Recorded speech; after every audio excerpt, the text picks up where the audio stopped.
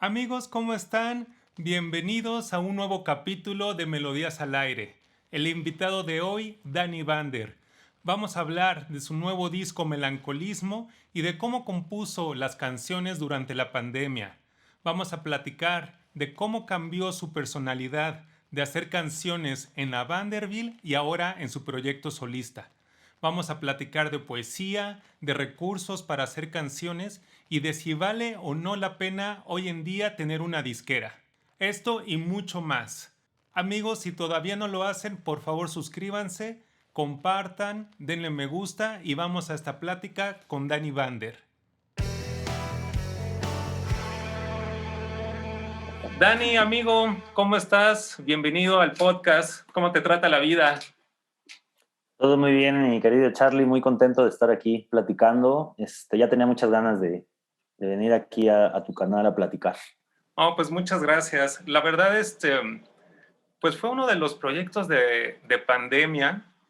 A mí me gusta mucho escuchar podcasts y, y yo tenía la idea de, oye, estaría buenísimo hacer uno así enfocado al tema de hacer canciones y demás. Y cuando pasa pandemia, pues fue como que dije, bueno, tengo el tiempo y ahora, entonces dije, pues empecemos, ¿no? Porque ya era algo que tenía como planeado desde antes, pero siempre las circunstancias o algo te lleva y creo que llegó el momento y qué chido que te guste. Muchas gracias, hermano. Y pues para entrar en materia, estaba escuchando tus canciones y obviamente también tenemos en común el taller de composición de SACOM, ahorita Claro. platicamos, pero me viene a la mente, amigo, hoy en día o actualmente, ¿qué escuchas y qué lees? O sea, ¿de qué te nutres para hacer tus canciones? Hoy esa pregunta me gusta mucho porque es mi mero mole, le diste así al clavo por donde entrar. Yo siempre he pensado que es muy importante la lectura. No soy muy ortodoxo, a veces leo, hay días que me aviento, o sea, hay temporadas que me aviento libros de una sentada, así en un día, y hay veces que puedo durar varias semanas sin leer nada, ¿no? O sea, y hay libros que ya sabes, te los puedes aventar súper rápido y como que te conectas muy bien con ellos, y hay libros que batallas y avanzas 2 páginas y te das cuenta que te tienes que regresar 3 porque ya te perdiste, pero siento que la lectura, con todos sus asegúnes estos que te digo, es algo indispensable. Y sobre todo si escribimos, ya sea que escribas canciones o cualquier variante del arte de escribir, Ujú. pues es obligatorio, ¿no? Estar leyendo y leyendo y leyendo. Yo empecé, ahorita que mencionabas del taller de la SACEM, ahí me pasó muy chistoso porque yo descubrí entrando al taller de la SACEM pues que yo ya hacía poesía desde siempre, Claro, nomás que sí. yo no le llamaba así Ujú. o no sabía que eso que yo hacía era poesía, ¿no? Y en ese momento me acerqué a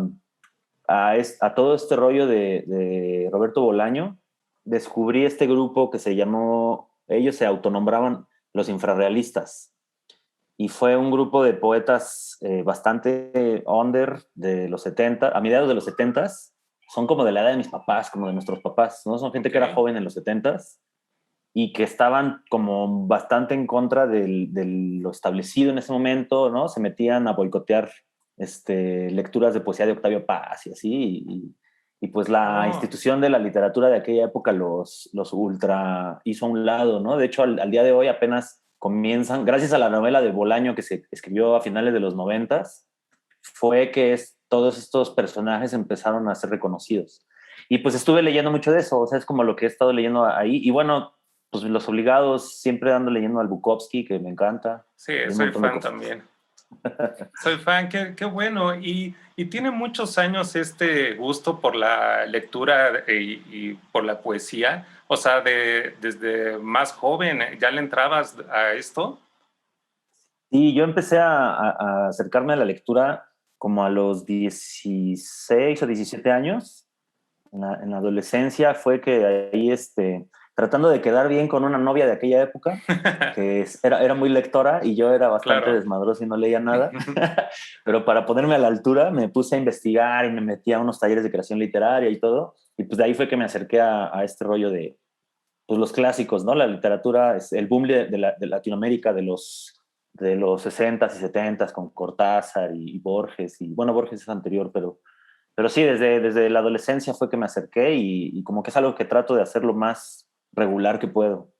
Qué bueno, qué gusto. Y sí me he dado cuenta de repente en algunos posteos en redes sociales que, o sea, pues se da a notar que eres lector de poesía.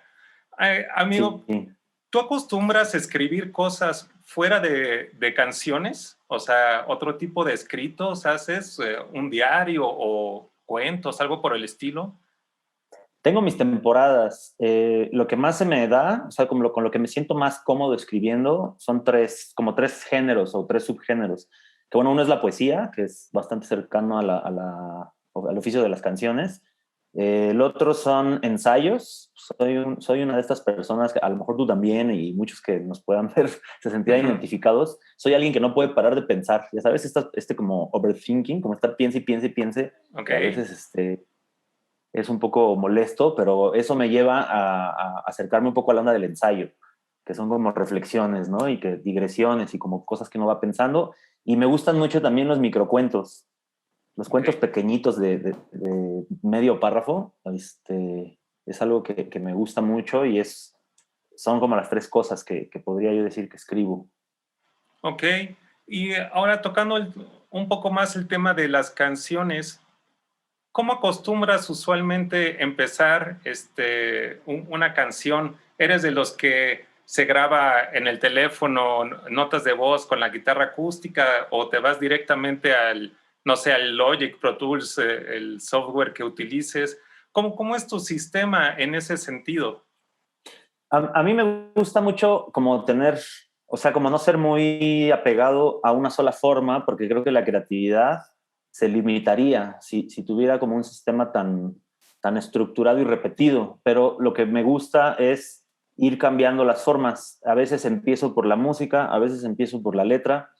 Lo que sí me pasa muy seguido es que me llegan canciones en el momento menos oportuno. O Okay. sea, estoy en el coche, así a mitad del tráfico en el periférico, o entre dos pisos en un elevador, o en un baño de otra casa, y en ese momento llega una melodía o alguna idea de canción. Por fortuna, ahora tenemos la herramienta, como dices, de las notas de voz en el teléfono, y Claro. pues rápidamente uno puede ahí como guardar la idea, ¿no? Para que no se pierda.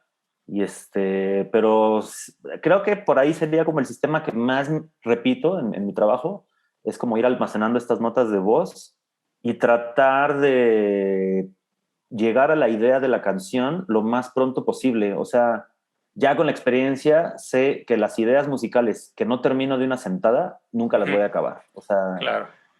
tengo que, Sí, tengo que sí. llegar a la idea de la canción, así por lo menos la estrofa y el estribillo, tenerlos de una sentada, aunque ya después le haga unos ajustes, pero si no llego por lo menos a esa claridad, la idea se va a quedar almacenada en los otros millones de ideas de notas de voz. ¿Y estás hablando también en cuanto a letra o dejas ahí guardado un poco de armonía, melodía y después trabajas la letra o es en la misma sentada, digamos? La, a veces una y a veces otra. La ventaja de la letra es que cuando ya te familiarizas como con la cuestión de la métrica y las rimas y todo esto, no es necesario a veces grabarla, sino simplemente con escribirla. Ujú. Ya el mismo, de hecho, son ejercicios. Yo doy clases a veces de songwriting, no a veces, o sea, continuamente doy clases de songwriting Ah, qué y buena siempre les onda. hablo a mis alumnos de esto, de la propia música que tiene la palabra, ¿no? Entonces, ya con que escribas algo, ya se siente ahí un ritmo y una cierta melodía por los acentos de las palabras, que no es necesario grabarlo. En el caso de las letras, con que lo escriba yo ya tengo ahí más o menos una memoria.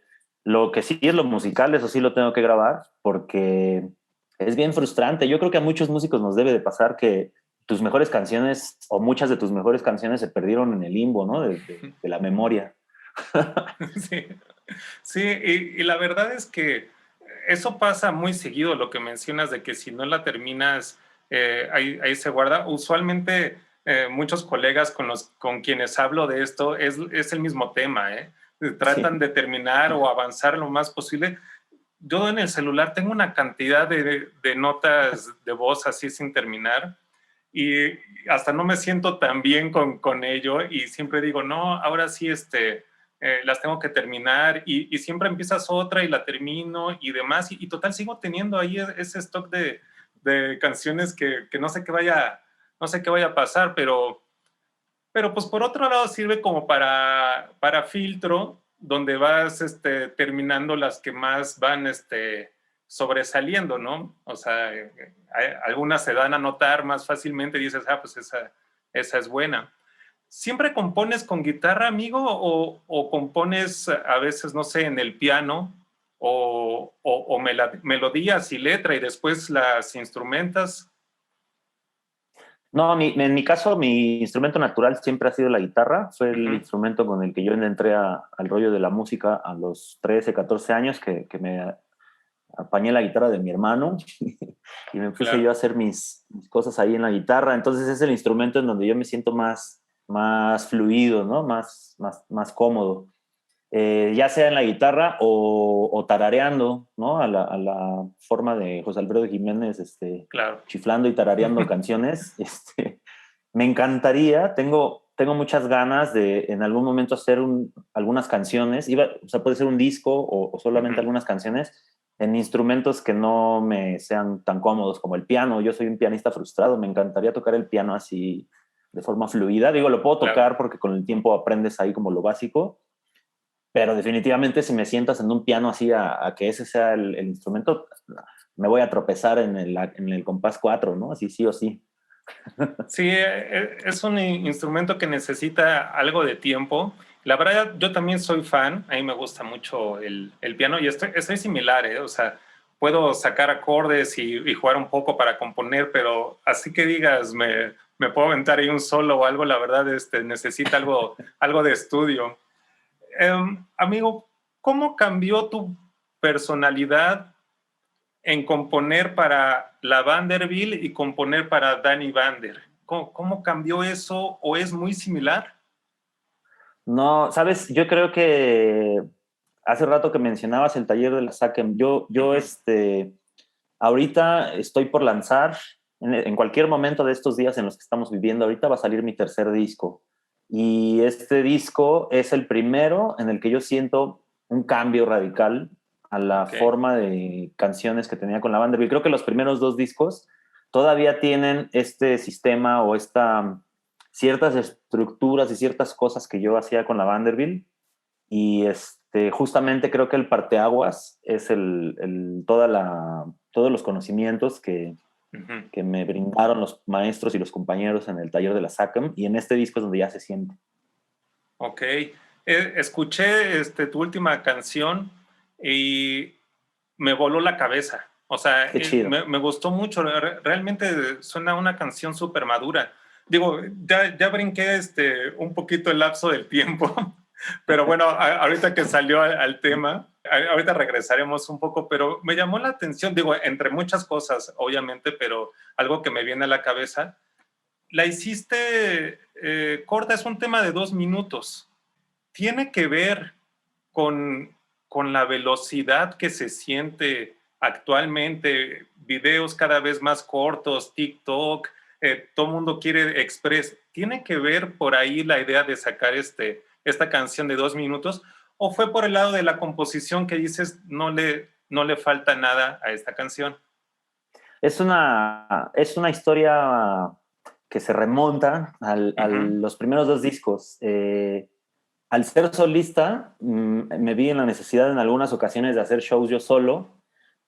A veces tocaba con banda, con amigos que me ayudaban como a tocar en vivo y así, pero varias veces tocaba yo solo, y las canciones de esos dos primeros discos dependían mucho de los arreglos. Entonces, cuando tocaba ciertas secciones de las canciones que tenían arreglos bien chidos en el disco, porque el primer disco es con instrumentos de mariachi y el segundo disco trae ahí también su pomposidad, y después si le quitas todo eso y tienes que tocarla tú solito con una guitarra, puede ser algo angustiante porque son espacios blancos muy grandes, o yo lo siento así, ¿no? A lo mejor la gente que lo escucha ni se da cuenta, pero yo sentía esos espacios, ¿no? Entonces, uno de los objetivos que me puse al hacer este tercer disco fue tratar de componer canciones que se pudieran sostener solo con la letra y con una guitarra, y quitar toda esa parte del arreglo, que es buenísimo, es divertidísimo hacer arreglos y son muy, muy disfrutables, pero cuando te tienes que sentar tú solito con tu guitarra o con tu piano, lo que sea, pero como tú, así como one man band, así tú solo con tu instrumento,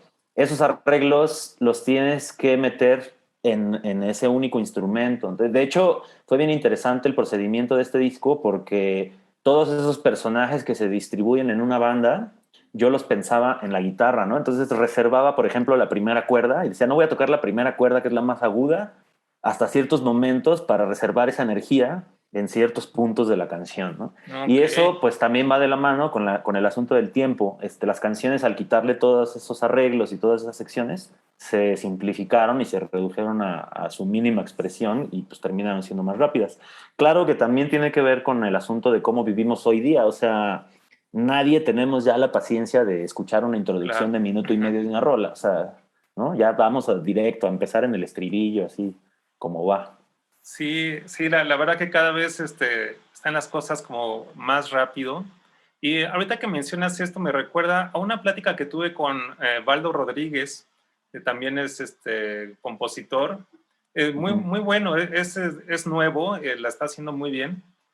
Y él estaba platicando conmigo que tenía canciones de banda, o sea, ya sabes, batería, bajo, guitarra, o sea, instrumentadas, y empezó a subir canciones en acústico justamente por el mismo tema. O sea, él decía es que de repente voy a tocar a, no sé, Veracruz, no sé, Chiapas, algo por el estilo, y de repente voy yo solo y a la gente le llamaba la atención o quería escuchar las canciones como estaban grabadas y yo iba solo y no se podía. Entonces, la manera en cómo lo pensó, dijo, bueno, voy a subir mis canciones como acústica de guitarra para cuando vaya a girar así y voy a subir algunos temas más instrumentadas con grupo. Se me hizo un muy buen punto y una buena manera de ver las cosas.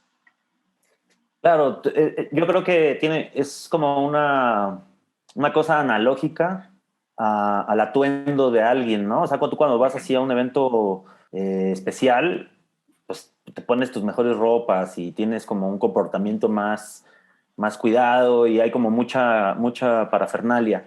Pero en la vida cotidiana uno es mucho más sencillo, ¿no? Y te Claro. pones una playera y unos jeans y vámonos.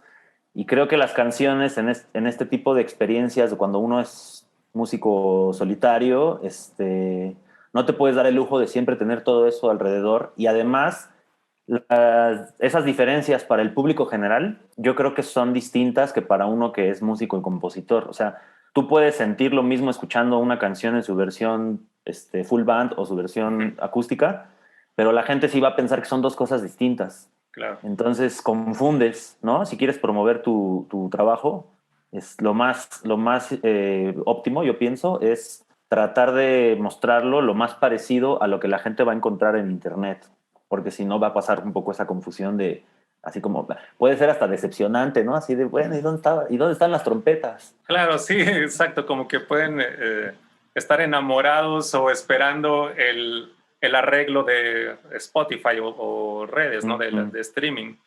Ok, amigo, entonces empiezas, dejas de, o sea, bueno, termina Vanderbilt, empiezas como Danny Vander. ¿Y cómo fue lo primero que empezaste a hacer? O sea, ¿grabaste tú el disco o hubo un productor ajeno? ¿Y cómo empezaste a promocionarte? O sea, ¿cuál fueron esos primeros pasos de, bueno, ahora voy yo solo y vámonos contra el mundo? ¿Cómo fue esa experiencia? ¿Cuál era como la manera en cómo empezaste a llevar ahí tu carrera?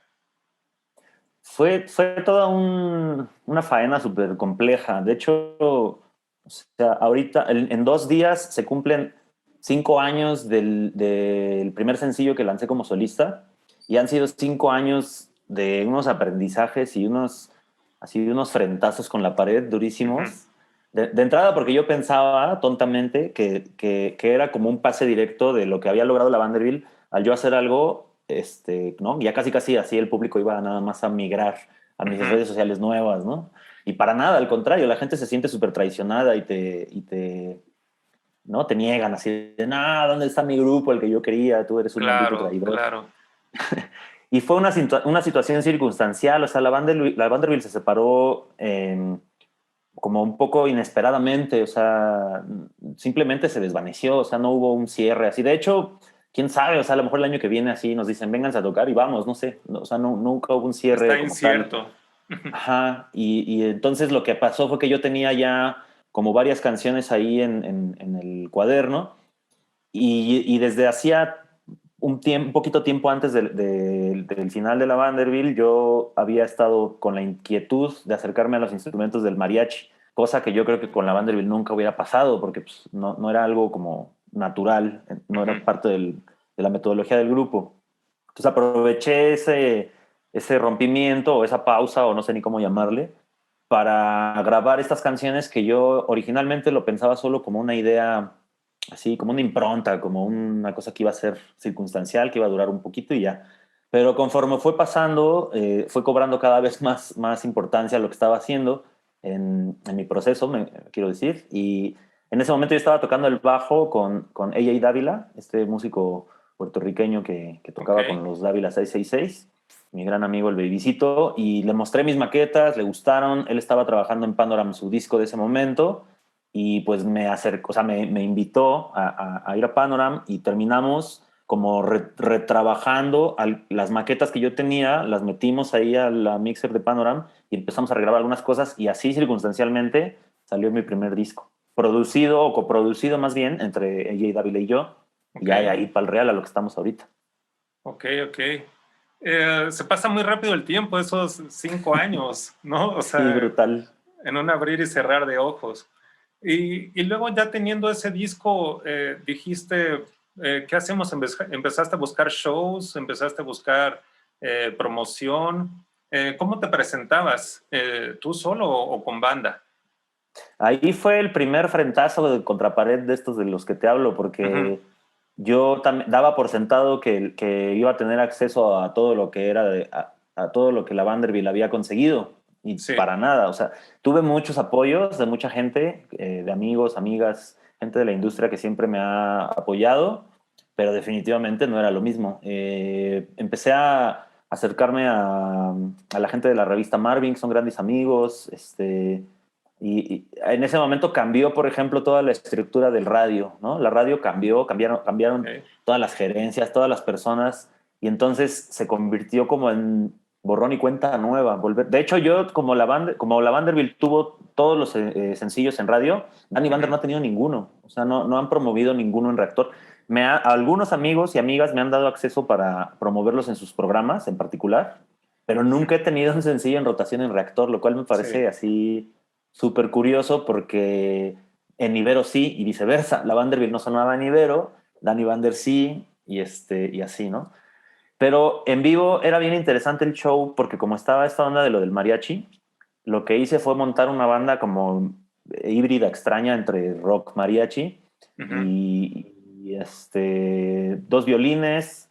Al bajista le pedía que además en algunas canciones tocara el guitarrón, la batería, trompeta, y hacíamos ahí un show medio híbrido, que era muy interesante, pero lo que descubrí es que en México eso no tiene ningún sentido. O sea, es como un tipo de música que les va a parecer muy interesante al resto de países del mundo, Ujú. pero en México no, porque en México es como nuestro pan de cada día. O sea, es así como, mira un mariachi, ah, pues sí, güey, pues lo veo todos los días, en cualquier momento, ¿no? Y entonces ahí fue como darme cuenta que tenía que repensar mis estrategias, porque estaba haciendo algo que tenía más cabida en otros contextos, y entonces me puso a trabajar la cabeza. Claro, no, y tiene todo sentido. Digo, muchas cosas de lo que mencionaste tiene mucho sentido. Yo también me he puesto a pensar mucho eso con el proyecto que tengo, incluso con el proyecto anterior, o sea, con los Danis. Decíamos, bueno, si queremos viajar y queremos salir a tocar. Bueno, lo hicimos un par de veces, sí, digo, no me puedo quejar en eso, pero decíamos, ¿cómo podemos ir a presentar un sonido que dominan estos otros países a donde Sí. queremos ir? Y más bien deberíamos ir a presentar algo un poco más de nuestra raíz para poder viajar más. Y sí, tiene todo el sentido. O sea, presentas aquí eh, en la tierra del mariachi, del folclore, etcétera. Es un poco más difícil. Digo, se puede hacer, pero es más difícil y es igual que para viajar llevar el rock inglés, ¿no? O por decir algo, ¿no? El rock indie. Quiero preguntarte ahora un poco más en el oficio de las canciones. ¿Tú practicas algo en especial? No sé, practicas tu ejecución, tu canto, etcétera, o tú te dedicas más bien a practicar tus canciones o a sacar muchos covers para aprender de eso? O sea, ¿tienes alguna forma de cómo voy a mejorar a ser compositor? Sí, bueno, lo que yo hice ya al final de la Vanderbilt es que yo al principio era muy punk y venía de escuela de arte y de diseño, Ok. no venía de escuela de música, entonces yo era de los que decían que estaba así como la cosa más bien visceral, ¿no? Y que no importaba tanto ser perfeccionista en instrumentos, sino ser atrevido y tener un buen discurso, etcétera, etcétera. Ujú. Pero ya como para el 2014, cerquita del final de la Vanderbilt, ya no estaba dando el ancho a esa idea y dije, no, yo me tengo que poner a trabajar, me tengo que poner a estudiar. Y entonces me metí a clases de canto y descubrí la maravilla de la técnica y de saber lo que uno está haciendo Ujú. técnicamente en los instrumentos o en tu instrumento de la voz, ¿no? Y pues sí, a partir de ahí, a la fecha, yo trato de practicar lo más posible. Digo, no soy un músico de conservatorio de estar 8 horas diarias Ujú. practicando. Me encantaría tener ese tiempo libre, pero para hacerlo, Claro, pero no se sí, puede. sí. Pero sí trato de dedicarle lo más que puedo a estar haciendo ejercicios en la guitarra y a estar haciendo mis ejercicios de canto. Tuve muy buenos maestros y maestras de canto que me dieron buenos tips y me han ayudado a... Incluso yo he podido enseñarlo también, que yo creo que el canto bien hecho, como me lo enseñaron a mí, también te ayuda en un asunto de salud y en un asunto de bienestar, como ahora le llaman mindfulness, o sea, como esta cosa Claro, meditativa y, sí. ¿no? Y entonces tiene como un doble beneficio. Y pues lo estoy practicando tanto como puedo, tanto como me lo permite la vida actual tan rápida que vivimos. Y además la música, digo, cualquier músico sabe que los instrumentos son muy celosos, la música es muy celosa y apenas la dejas tantito y se te empieza a oxidar todo. Entonces hay que estar ahí. Y la composición también, lo mismo. O sea, yo procuro que diario salga algo. Claro. Hace rato que hablábamos de las notas de voz. Ujú. Creo que yo soy de la idea de que no necesariamente todo tiene que terminar como una canción completada. Creo Ok. que está bien conservar maquetas que se pierdan, o sea, son ejercicios, es como estar en el gimnasio, ¿no? O sea, pienso en un corredor de esos jamaiquinos que ganan las Olimpiadas, Ujú. pues tienen 50,000 carreras de preparación para Claro, los 2 minutos que dura su sí. carrera principal, ¿no?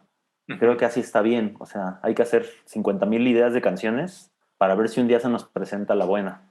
¿Hay algún tip o idea que mantengas siempre en la mente cuando estás haciendo, por ejemplo la letra de una canción? O sea, digo, esto a lo mejor en SACOM también ya lo escuchaste y demás, pero, por ejemplo, cuido el no usar tantos verbos, no sé, por decir algo, ¿no? ¿Hay algo que tengas en mente para cuidar tus letras? Sí, bueno, esta es una idea que yo traigo desde mi educación en las artes visuales, Ujú. que después lo encontré también en la SACM y es algo que procuro, es como el eje rector de mi trabajo compositivo y es la cuestión del balance. O sea, ahorita que mencionabas, por ejemplo, los verbos o rimar con verbos se podría considerar un defecto de estilo. Ujú. Sin embargo, pues no necesariamente, o sea, depende de la intención de la canción. Ujú. Podría ser que lo usaras a favor de alguna cierta idea, algún cierto concepto. Ujú. Lo que sí trato de hacer es que se equilibren las cosas. Si hay mucha complejidad en un lado, equilibrar con algo simple en el otro y viceversa, ¿no? O sea, si te avientas una letra súper compleja y profunda y así, que requiere como de mucha energía emocional y mental, Ujú. pues tratar de que la música compensar y sea un poco más simple, a lo mejor, Ujú. ¿no? Creo que siempre le digo a mis alumnos, acabo de tener clase con uno y le digo, si tus letras ya están muy clavadas, ¿eh? No te pongas a hacer así acrobacias armónicas, porque entonces ya es como too much. Y viceversa, si la letra es muy simple, pues aderezale ahí con unos adornos chidos en la armonía. Entonces Ujú. ese balance es lo que le va dando como buena onda a las canciones y nos ayuda a digerirlas mejor. Lo que mencionabas ahorita de lo de los verbos, fue lo primero que recordé, pero sí, todas las reglas son hechas como para romperse y yo he escuchado grandes canciones que riman en verbos y grandes que no, o sea, siempre, o sea, son algunas reglas pero el chiste es cómo tenerlas como conscientes y ya vas como jugando con ellas. Por ejemplo, a mí lo que me funciona mucho, que aprendí en una sesión de composición, es como leer la letra a manera de, como si fuera como una carta, porque luego estoy escribiendo y de repente a lo mejor me estoy clavando de más, o a lo mejor ya de repente ya no se oye tan natural, porque tú estás como clavado ahí en las rimas, etcétera, y de repente como que parar y a ver, lo voy a leer como que se lo estoy diciendo a alguien o se lo estoy escribiendo a alguien, ya te das cuenta, ay, esto está un poco medio trabado, no fluye tanto, y como que me ayuda a leerlo de esa manera. Y hay algo en cuanto a las melodías. Por ejemplo, un tip que me pasó una amiga muy querida era de cuando tenía una melodía, prueba quitándole la última nota a ver qué funciona, o prueba agregándole una más, etcétera, como ese juego. Yo antes de conocer estos tips y ella también era Aire Sacom, yo no era como muy clavado en las canciones en cuanto a repetir cosas. O sea, si hago una melodía, a lo mejor si no me gustaba, pues ya empezaba con otra o algo por el estilo, pero como que aprendí que puedes hacer varias versiones de una misma idea para encontrarla mejor. ¿Tú tienes como algo así que siempre tengas en mente en cuanto a tus melodías para tratar de hacerlas más interesantes, digamos? Es una, creo que la melodía es el espacio de la canción más místico, o sea, Uh-huh. más difícil de controlar y en donde radica un poco esta incertidumbre de cómo fabricar un hit, ¿no? Porque sabemos cuáles son los elementos que tiene un Uh-huh. hit, pero sin embargo es imposible predecir que una canción pueda o no ser un hit. O sea, tú Claro. puedes utilizar todos los ingredientes y que tu Uh-huh. canción no le guste a nadie, ¿no? Claro, sí, Y definitivamente. viceversa. A veces se Uh-huh. vuelven hits cosas que ni nos imaginábamos. Yo procuro que me gusta mucho ahora pensar en la brevedad. Hace rato que hablábamos de las canciones breves. Uh-huh. Me gusta pensar en la brevedad, en el asunto de la melodía y la simpleza. Para los que crecimos, que vivimos nuestra adolescencia en los 90s, por ahí a lo mejor pensábamos en complicarnos la existencia, ¿no? Yo me acuerdo que con mis primeros amigos que hacían música, seguíamos mucho a Radiohead y hacíamos como toda esta cosa de entre más complejo, mejor, entre más raro, mejor, ¿no?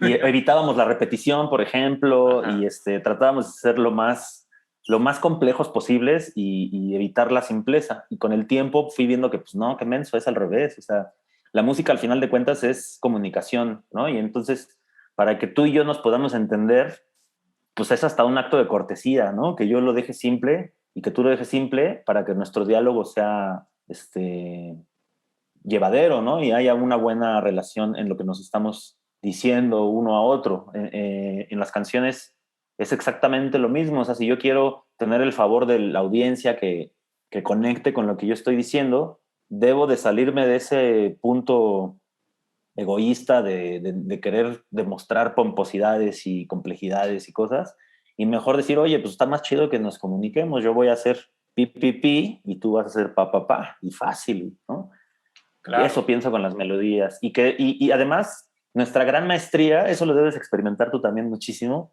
está en el equilibrio entre...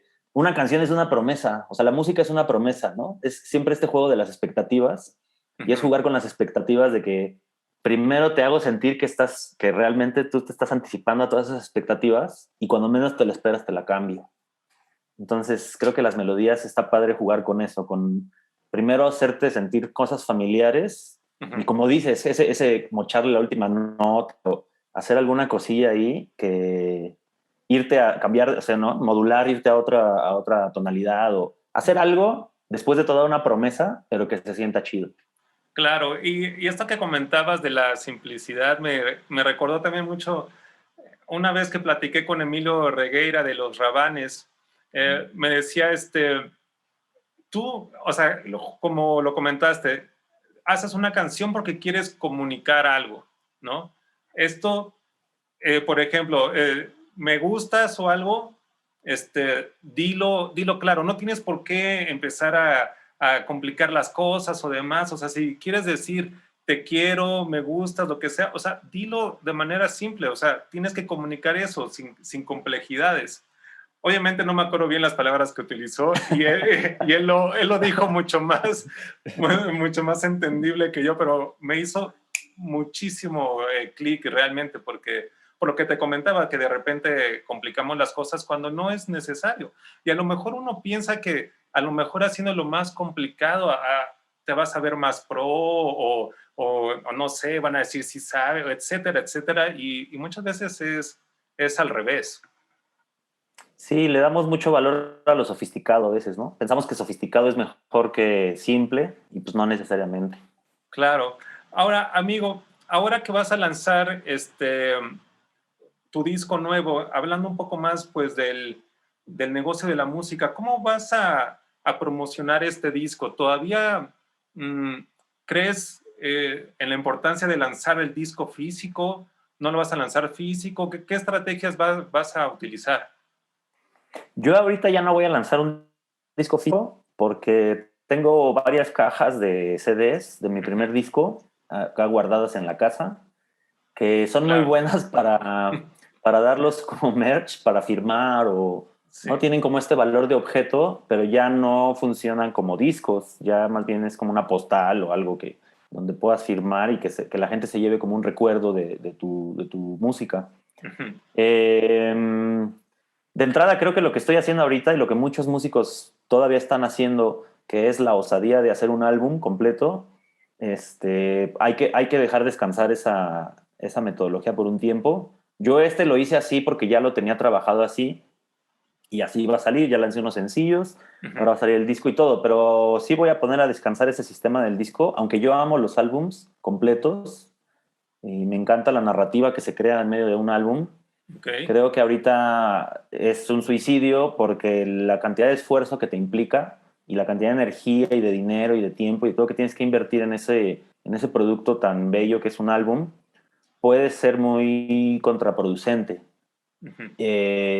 Por esto que hablo de la comunicación, ahorita nos estamos comunicando y ni nosotros que somos eh, músicos activos y melómanos consumimos álbumes completos. La verdad es que yo hace Claro. mucho que no digo un álbum completo. Sí, sí. Entonces no tiene sentido, ¿no? Yo creo que ahorita va a seguir siendo la onda de sacar canciones, hacer videos.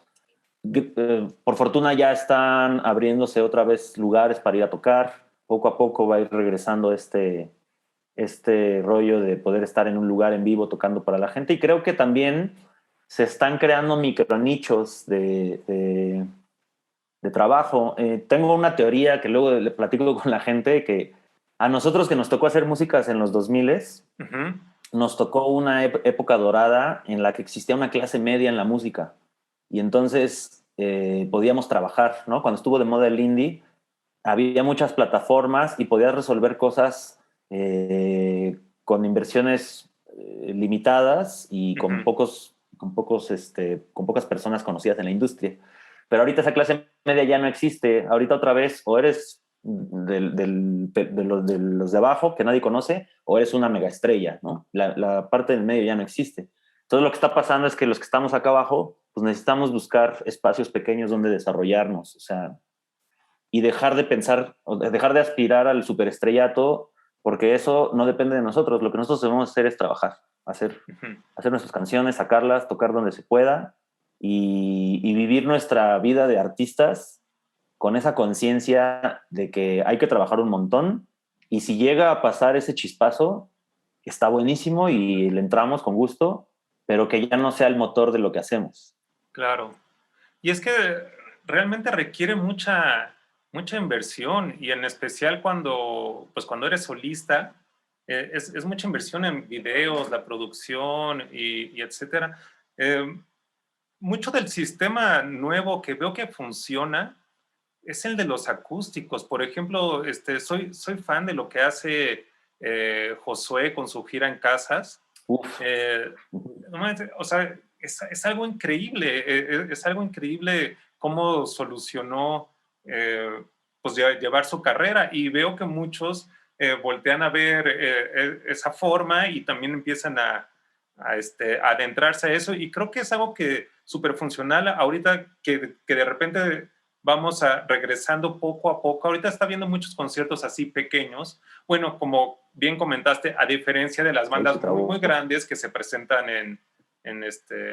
pues en el Foro Sol y estos conciertos que hacen. Obviamente eso es otra cosa, pero para empezar a generar shows, y eso creo que es un gran sistema. A mí alguna vez me invitó, la gira que hizo, cerraba en su casa ahí en el Ajusco, y fue una experiencia, la verdad, súper padre, porque yo estaba apenas comenzando con mi proyecto, y me brindó la oportunidad de echarme ahí unas rolitas, y la verdad el ambiente es muy padre, ¿eh? O sea, como que es de mucha camaradería, y no sé, o sea, que es buen ambiente el que se siente ahí. Amigo, ahora estaba viendo tus videos. ¿Qué tanto te involucras en eso? ¿Trabajas con alguien o eres completamente tú el que está detrás de eso? Ahorita yo soy muy fan del trabajo del video. Me encanta la onda que se puede comunicar desde el video. Yo siento que es una pieza independiente.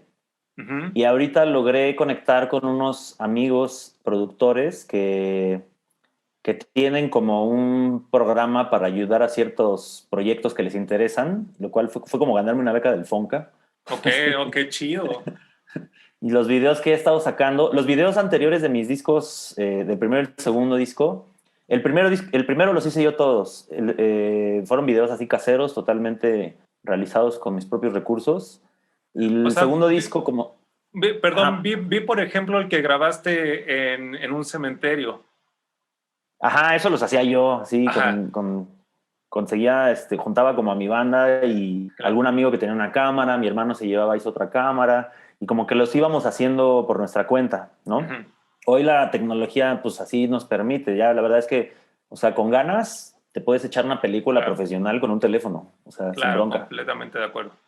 Y también un disco, o sea, no necesitamos ya ni el Ajá, estudio. exacto, es lo que iba a comentar hablando en música y en video. Digo, solo es tener, uno, las ganas, el tiempo Claro. y la visión, o sea, la idea, ¿no? Ahorita pues estoy trabajando con estos amigos. De hecho, mañana nos vamos a ir a Valle de Bravo a grabar el último video del nuevo disco. Y pues es un trabajo, la verdad que agradezco mucho. Me siento muy afortunado de que hayamos conectado y tuvimos la fortuna de que mi trabajo pues les ha gustado desde siempre, desde la Vanderbilt y desde antes. O sea, son amigos que nos conocemos desde antes de la Vanderbilt. Y ahora, con el paso del tiempo, ellos se dedican a producir comerciales y, o sea, tienen ya una trayectoria bastante importante en la producción comercial. Y entonces para ellos es como una liviane hacer proyectos artísticos.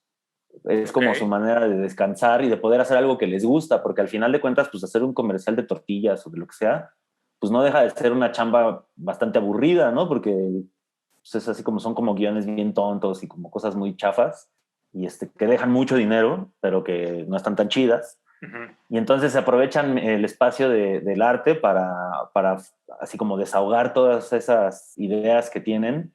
Y entonces me han estado ayudando. El video anterior, que a lo mejor que creo que es el que viste, el de las marionetas. Ok, sí, ese está muy interesante. Lo hice con ellos y fue un video que hicimos en un día. Nos metimos uno de ellos prestó la casa, el otro se llevó todo el equipo, pues, aparte equipo profesional así para producir cine, que es un equipo al que yo no tendría acceso, pero ni de broma en otras circunstancias. Y entonces, pues aprovechar eso, ¿no? Y sobre todo esta parte creativa de entender el video como otra oportunidad de comunicar algo.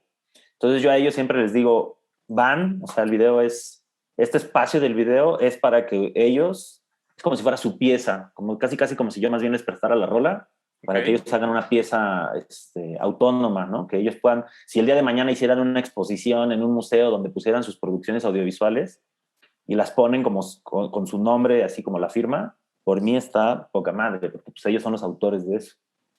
Y por ejemplo, ¿quién o entre quiénes hicieron los muñequitos? ¿Cómo fue esa onda? Oye, esos muñecos son un milagro. Esos muñecos, el asunto es que yo buscaba una cosa muy particular. O sea, la parte conceptual, eso sí es algo como que yo meto mucho mi cuchara. Ok.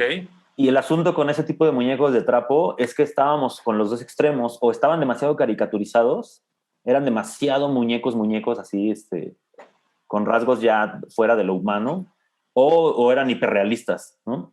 Ujú. Y yo buscaba como algo muy particular en medio, y por fortuna me encontré a un artista que hacía estos muñecos, Ok. así tal cual, busqué en Facebook así muñecos de trapo, y fui viendo las opciones que me salían, y de repente vi sus muñecos y fue así, eso es justo lo que necesito.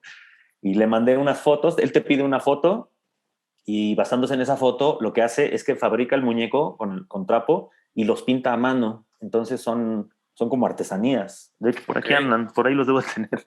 Van a Pero ser no, pues es un... un gran recuerdo para, o sea, que los conserves así como para Sí. mucho tiempo. Mira, dame 10 Claro, segundos y lo traigo. Está aquí al lado, está aquí al claro, lado. claro. Aquí los tengo, mira. Ahí está la luz muy Ah, fuerte ahí. sí. Aquí. Ah, Esta es, está esta es la increíble. chava y este soy yo, mira, así me parezco.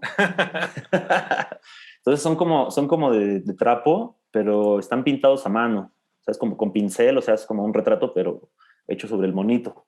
Entonces me gustaron mucho porque o sea, sí tienen rasgos caricaturescos, las proporciones Ujú. son caricaturescas. Entonces están como en un punto intermedio y lo que yo buscaba es que su expresión fuera neutra, porque Ok. lo que buscamos en ese video es comunicar nostalgia solo con los movimientos de la cámara. Entonces los muñecos tenían que tener una expresión neutra, sin sonreír y sin estar tristes, sino más bien como en medio, para que fuera el movimiento de la cámara lo que lograra provocar esa nostalgia. Wow. Y esa ya fue chamba de los productores, ¿no? Lalo Pues ahí Machete y están como Porfirio Cadena. para, perdón, ¿cómo se llaman los productores, perdón? Hey, Lalo Machete, Eduardo Moreno Bravo se llama, pero yo lo conozco como Lalito y en el medio del cine y de la producción le dicen Machete. Porfirio Cadena, él es un amigo mío amigo de mi esposa y mío desde hace muchísimos años, y coincidió que ellos por su parte se conocieron entre sí. Yo los conocía a cada uno por lados distintos, Ujú. y bueno, y Diego Vázquez, que es el fotógrafo, el cinefotógrafo, que tiene un trabajo así finísimo. Es todo un deleite, o sea, te digo que para mí fue como ganarme una beca del Fonca, Wow, qué padre. porque sí, ellos, o sea, como que solamente cubrimos los gastos de producción y el resto, pues Sí, sí. es apoyo, es como una beca. Wow, felicidades. Y de hecho estaría genial la versión así pequeña como para merch, ¿no? Los muñequitos o algo, Para ¿no? que te pongas acá un botón así. Ajá, estaría genial. Oye, amigo, te escuché decir en alguna entrevista, creo que era en el segundo disco, o no sé si todavía estés, ahorita me lo contarás, pero habías lanzado un disco con una disquera de allá de Los Ángeles. ¿Solo fue para el segundo o también lo vas a lanzar ahí con ellos? O... No, este disco vuelve a ser completamente independiente. De hecho, Ujú. este disco de ahorita me gusta mucho todo lo que tuvo que pasar para que yo llegara a este disco, porque es un disco que por primera vez yo hice, o sea, yo lo Ok. mezclé, yo lo produje junto con... Es una coproducción otra vez con AJ Dávila, pero el trabajo técnico de mezclarlo y encargarse como de la grabación, lo Ujú. hice yo y me di cuenta después de 8 discos, contando los de la Vanderbilt y estos míos, Ujú. por fin pude llegar al sonido que buscaba en mi Ok. voz Ujú.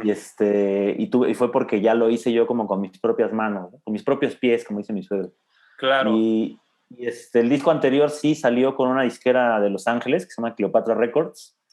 Es un caso rarísimo de mi carrera que siempre voy a recordar con mucho cariño porque los conocí circunstancialmente. Es una disquera de metal y de cosas oscuras así súper pesadas. Ujú. Les llamó la atención lo que yo hacía. Yo digo que se engancharon con lo emo de mi música y con que Ok. iba vestido de charro. Entonces dijeron, pues negro, emo, y ellos querían abrir un lado latino de su disquera. Ok. Estaban empezando a firmar algunos artistas latinos para tener como ese Cleopatra Records Latin, o no sé cómo le iban a llamar, Ujú. Mexa. Ok. Y entonces firmamos por ese disco nada más. Fue el Blackout, mi segundo disco. Fue un trabajo junto con ellos bien chido porque me apoyaron un montón en la producción. Todo el tiempo estuvieron ahí como al pendiente de lo que iba pasando, pero fue un experimento para solamente ese disco. Bueno, se hicieron 3 cosas. Hicimos ese Ujú. disco, pero antes, como de prueba, se hizo una versión de How Soon Is Now de los Smiths Ok. en mariachi.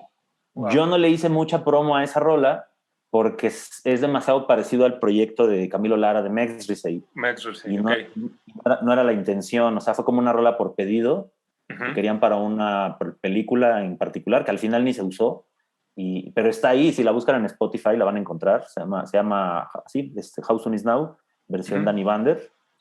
Y algo que pasó bien chido con ellos, que yo al día de hoy todavía no me lo creo, es que ellos editan los discos de William Shatner, el actor, Ok, y el que interpretaba al Capitán Kirk en Viaje a las Estrellas, ¿no? ok, ok. Y él se volvió un adulto mayor excéntrico que graba discos por puro gusto, pero no los canta, sino como que hace como un spoken word así, como si fuera recitado. Ok. Y necesitaban algo de mariachi para un pedacito de una canción de un disco navideño que sacó en 2018 y eso me llevó a terminar colaborando en ese disco. Entonces Wow, qué padre. está loquísimo porque en el disco participan Iggy Pop, Todd Rundgren, Rick Wakeman, Billy Gibbons, Henry Rollins y Danny Bander. Wow. No, Es pues una qué locura. increíble. Qué increíble, qué increíble. Felicidades. Son de Es las cosas que loquísimo. te pone pues el destino ahí enfrente. Qué padre. Sí, loquísimo. Oye, amigo, y ahorita en este disco, o sea, bueno, es que la verdad el mundo cambia muy rápido y avanza y demás. ¿Tú crees, qué recomendarías, perdón, vale la pena tener una disquera? ¿No vale la pena tener una disquera? Independientemente de esta o de cualquier otra, sino en la actualidad, ¿tú crees que aporta, ayuda? ¿Cómo ves ese punto? Yo pienso que es un asunto de timing, o sea, es un Ok. asunto como de los tiempos de tu proyecto. Definitivamente pienso que al principio de una carrera artística hay que machetear, hay que pasar por ciertas partes que necesita uno vivir solo y que necesitas hacer de manera independiente, a menos que Ujú. seas hijo de un famoso y que tengas como esa carta abierta para hacer tu carrera Claro. así de la nada al superestrellato como Ángel Aguilar, lo cual está muy bien, pues, o sea, la morra Ujú. es muy talentosa y canta chido y todo, y pues su dinastía la llevó a brincarse como 17,000 Claro. pisos de un brinco.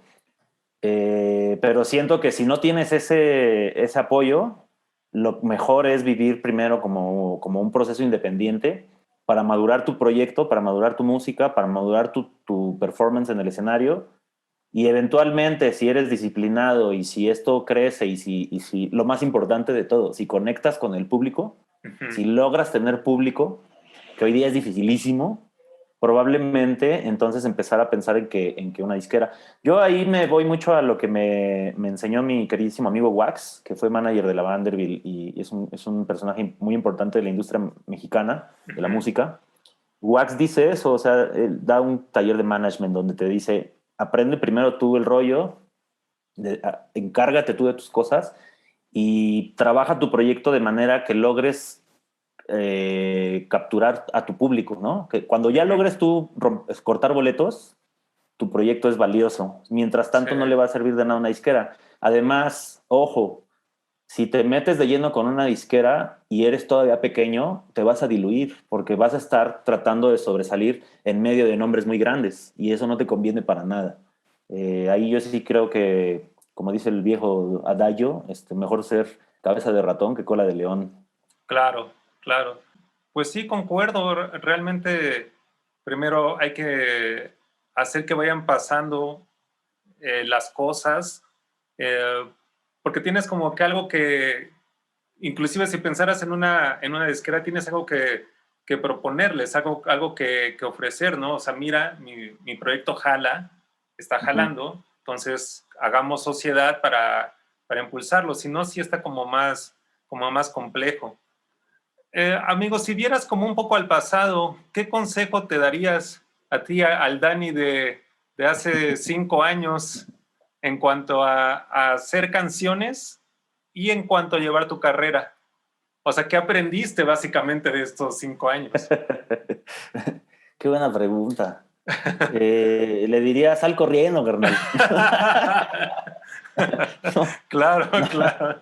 no, yo creo que le diría disciplina. Lo más importante en esta carrera es la disciplina. Yo he pagado muy caro mi disciplina de mis primeros años porque o sea, a la Vanderbilt nos pasaron cosas muy chidas en ciertos años y, y estaba yo muy joven y era muy ingenuo y no sabía por qué estaban pasando las cosas que estaban pasando y no supe capitalizar eso que se hizo con la Vanderbilt.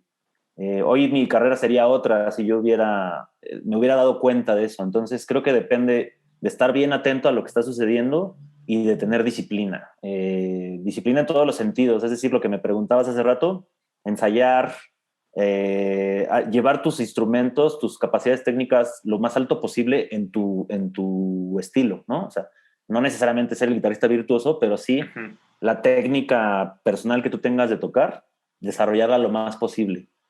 Y ser disciplinado, o sea, darte cuenta de cuáles son los pasos a seguir y tratar de hacerlos con mucho compromiso y nada, estar ahí atento, aprovechar las oportunidades y con eso tienes para que funcione como lo primero. Ujú. Y hay que estar muy claros en lo que decía hace rato. Nadie sabe cómo se consiguen los éxitos. O sea, Sí, no, puedes tener un proyecto así con todo el apoyo económico y que todos te apadrinen y todo, y no conectar con el público. O sea, no hay una fórmula secreta más que trabajar. amigo, ¿en qué red social te apoyas más? ¿Cuál más te funciona? ¿O cuál crees que vale la pena invertir el tiempo? Yo creo que ahorita la negué mucho tiempo, pero me convencieron algunos amigos de meterme al TikTok. ¿Ok? Hace mucho que no subo nada porque la verdad es que me quitaba mucho tiempo estar produciendo los videitos que había que subir. Y Ujú. como me puse a trabajar en mi lanzamiento, me quita mucho tiempo. Pero si le pueden meter a TikTok, se los recomiendo mucho. Todavía es buen tiempo de hacerlo Ujú. porque pronto van a empezar a cerrar la llave y va a ser Claro, bien sí, difícil, sí. igual que las otras. Estoy yo mucho en Instagram y en Facebook, pero porque soy de la vieja escuela, pero siento que si el consejo es cuál usar para ahorita en estos tiempos, creo que es TikTok. Es que todo avanza demasiado rápido y se está viendo que artistas están creciendo de la nada por usar TikTok. O Sí, sea, ya por ahí escuché, digo, no sé cuándo se vaya a llevar a cabo, que inclusive TikTok va a lanzar su plataforma de streaming como para pelear ahí con Spotify. Entonces uno tiene sí, que estar ahí investigando de todo lo nuevo, de aprender a usarlos. A mí me pasa como a ti, o sea, yo sé que el TikTok requiere más atención. Una cosa es pensarlo, lo sea serio, otra cosa es llevarlo a cabo porque es así como ponerte, oh, ok, voy a subir uno diario, dos diarios, no sé lo que sea. Es una cosa pensarlo, otra cosa hacerlo, pero sí uno se tiene que ir subiendo a la ola de lo que pasa porque es lo mismo fuera de la música con las criptomonedas, con los NFTs, o sea, si no te subes a la ola de la tecnología, te quedas atrás.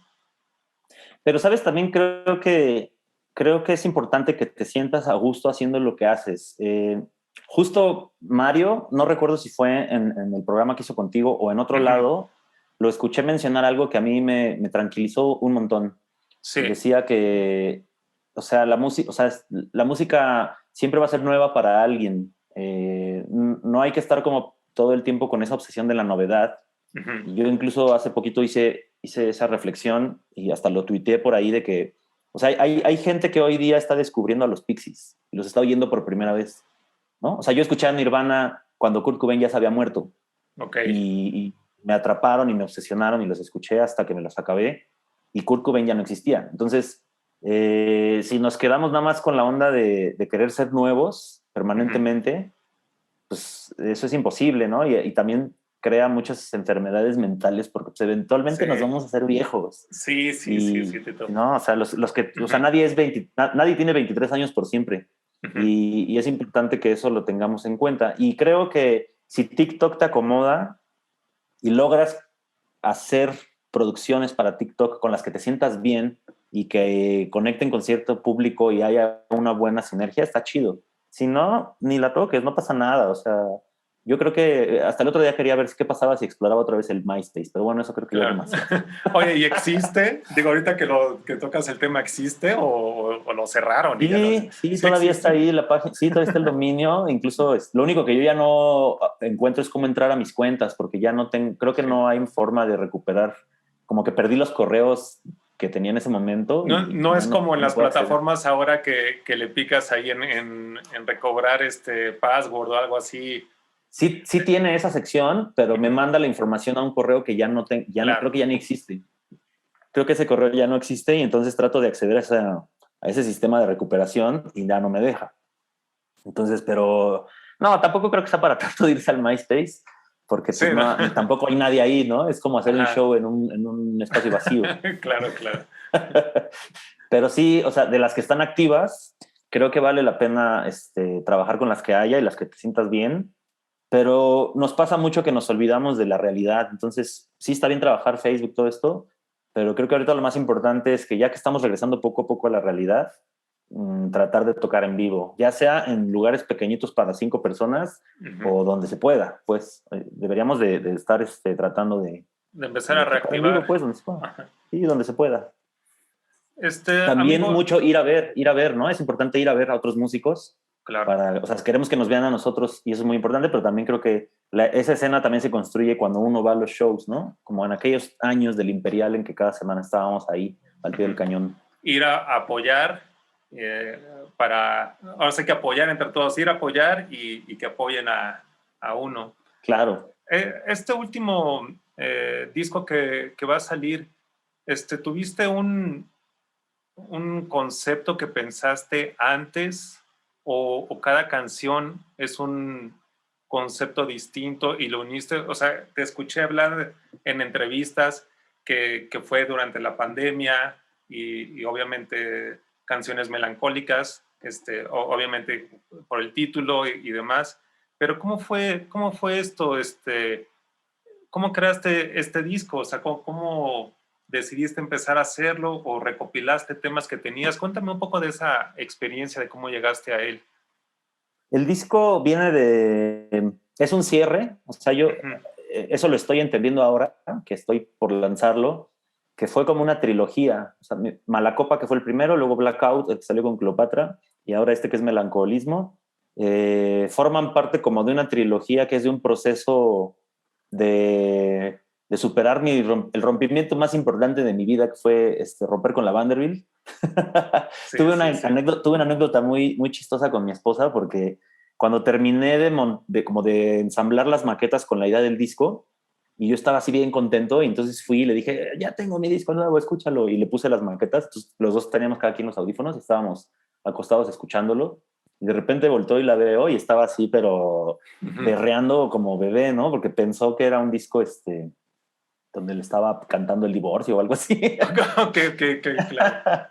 Y más bien, pues es un disco que es como un proceso de autocuración como el proceso de alivianarme con lo que se rompió de la banda, ¿no? Ya fueron 5 años, casi 6 años de eso, y estos 3 discos sí fueron ese proceso. Entonces, Melancolismo es el último capítulo de ese pasar, de esos pasajes.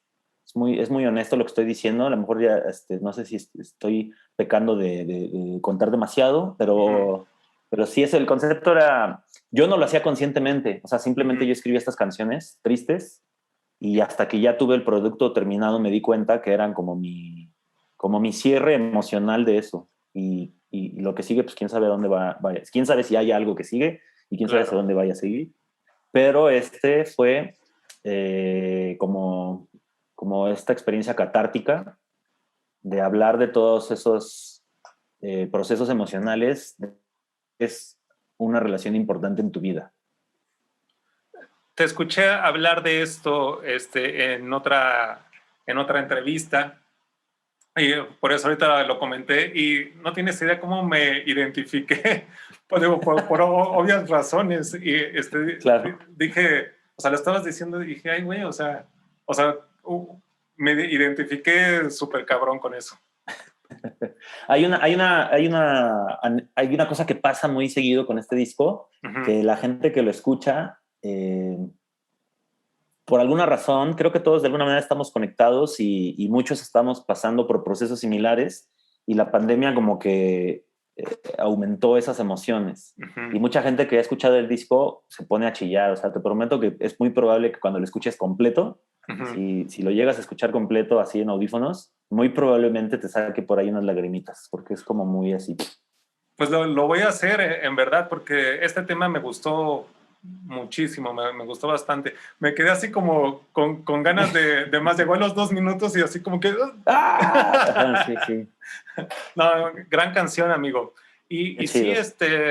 esta etapa de pandemia, la verdad yo también lo agarré para pensar bastante, escribí bastante, y no hablo de canciones, sino En general. escribí así como en general, y fue mucho tiempo de pensar y analizar, en especial los primeros meses. Ya después como que fue abriendo un poquito las cosas, o no sé si nos fuimos acostumbrando ya al encierro, pero principalmente los primeros meses, los primeros 6, 7, 8 meses me la pasaba aquí en el jardín, y con mi libreta, y no sé, o sea, como que fueron meses que la verdad eh, disfruté mucho, digo, con todo respeto, porque hubo muchas personas que no la pasaron muy bien, pero yo en lo personal disfruté mucho como ese aislamiento de todo, ¿no? O sea, fue algo que me cayó como muy bien.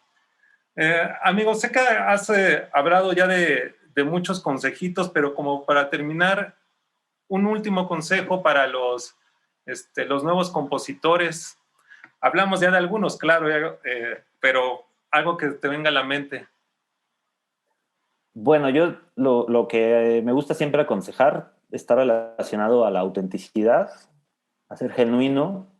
Se nos da mucho en México desde tiempos inmemoriales, desde que casi desde que éramos aztecas, a imitar otras cosas, a querer ser como otras personas. Tendemos a ser muy malinchistas y muy como a renegar nuestra identidad, ¿no?